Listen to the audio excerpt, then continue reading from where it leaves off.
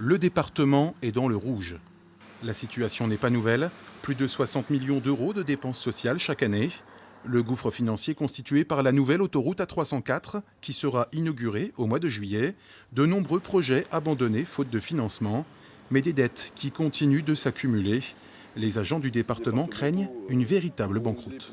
Ça fait des années que les agents, les organisations syndicales dénoncent les orientations politiques qui sont prises en disant on va arriver à ça. Si la banqueroute, c'était ceux qui sont responsables, on les met dehors, ça ne me gênerait pas tellement. Mais ça ne sera pas ça, c'est le public, d'ailleurs on le voit, l'état des routes, l'état du social, les collèges, la viabilité hivernale qui est plus assurée comme elle était. Du côté des élus aussi, on est inquiet.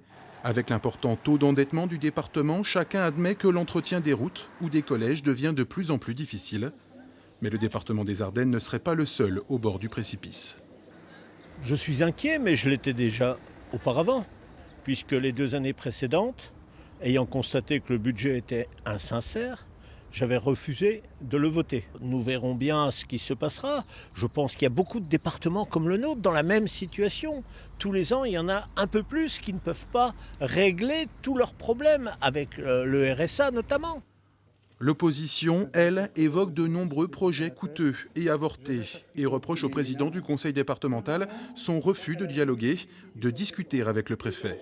Ce dernier a relevé un écart de 20 millions d'euros entre les dépenses réelles et celles votées au budget de cette année, dont plus de 11 millions d'euros concernant l'autoroute A304.